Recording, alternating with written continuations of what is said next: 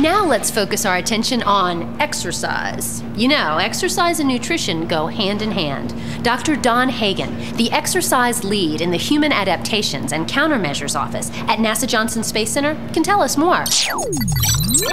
Hello, Jennifer is correct. Good nutrition and exercise are interconnected.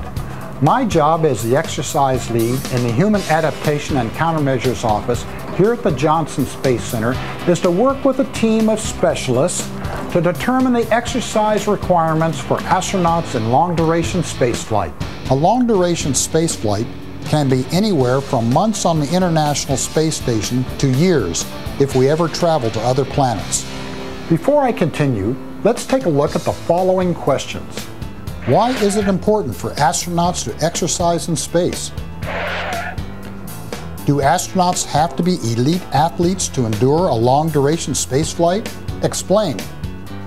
What are some of the ways you measure your level of fitness? Students, as your teacher pauses the program, take a few minutes to answer and discuss the questions with your class. When astronauts work in the International Space Station, they are working in a microgravity environment. They appear to be floating in the ISS. The apparent weightless environment places a reduced load on the leg and back muscles. Astronauts hardly use their leg muscles in space. The lack of muscle activity can cause the muscles to weaken or reduce in size. We call this muscle atrophy. It is possible astronauts on long missions may lose up to 25% of their muscle mass while working in space.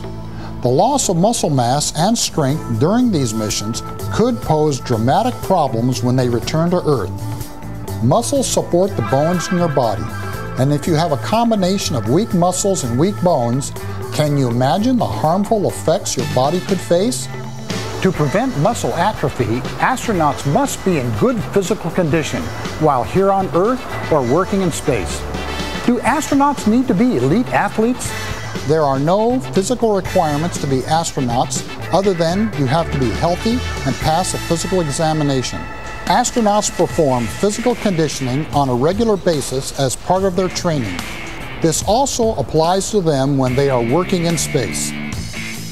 The NASA team is responsible for pre-flight, in-flight, and post-flight exercise performance testing for all astronauts. We want to make sure astronauts are in good shape before they go into space, lose the least amount of muscle mass while in space, and rehabilitate their whole body when they return from space. We can conduct research to measure the muscle performance of astronauts by simulating an apparent weightlessness environment here on Earth. Any ideas on how we can do that? Exposure to spaceflight is very similar to prolonged bed rest. Remember, a cause of muscle atrophy in space is lack of muscular activity.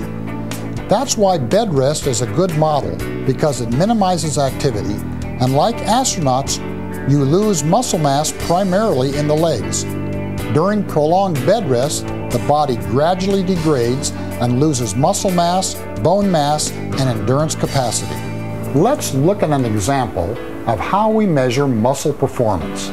Suppose we use Norbert as our test subject and want to measure his exercise power output during pre-flight, in-flight, and post-flight. In pre-flight, we would first have Norbert use a resistive device to measure his leg power. As you can see in the animation, Norbert's legs are pretty strong. He was able to lift 100 kilograms 10 times. Next, we simulate in-flight testing by putting Norbert in bed for an extended period of time, say 20 days. During that period, Norbert conducts all his activities in bed except for using the restroom. On day 20, we measure his leg power again, while in bed, using the same resistive device, and see that Norbert can only lift 75 kilograms 10 times. What percentage decrease in leg power did Norbert lose over the 20 days? If you say 25%, then you're right. After 20 days, Norbert is removed from the bed and the rehabilitation process begins to rebuild his leg muscles. This is considered post-flight. He undergoes an exercise program that will allow him to regain the strength he lost in his legs. I'm sure glad he purchased that Galactic Fitness 9000 treadmill. In reality, the recovery process is different for most astronauts. It takes about 30 days for muscle strength and exercise capacity to return to normal. But bone density may take 6 months to a year to return to normal. The research we conduct in space and here on Earth may one day benefit many populations, such as the elderly or people who have had major operations and are subjected to extended bed rest. The important thing for you is that exercise and good nutrition help to build strong muscles, bones, and endurance capacity, and that both are needed throughout your life in order to optimize your health and thus prolong your life. Well, Jennifer, back to you. And by the way, how's your friend's exercise and nutrition program coming along? Well, I think RJ really understands the importance of good nutrition and exercise and that they go hand in hand to maintain good health overall. At the beginning of the program, do you remember RJ saying that his energy level was pretty low? Well, energy fuels growth, movement, and all the processes in every cell inside the human body. You know, now is a good time to go back and visit our friends at the New Mexico School for the Deaf to see how they're coming along on their second activity, Your Energy Needs, and how it applies to RJ's workouts.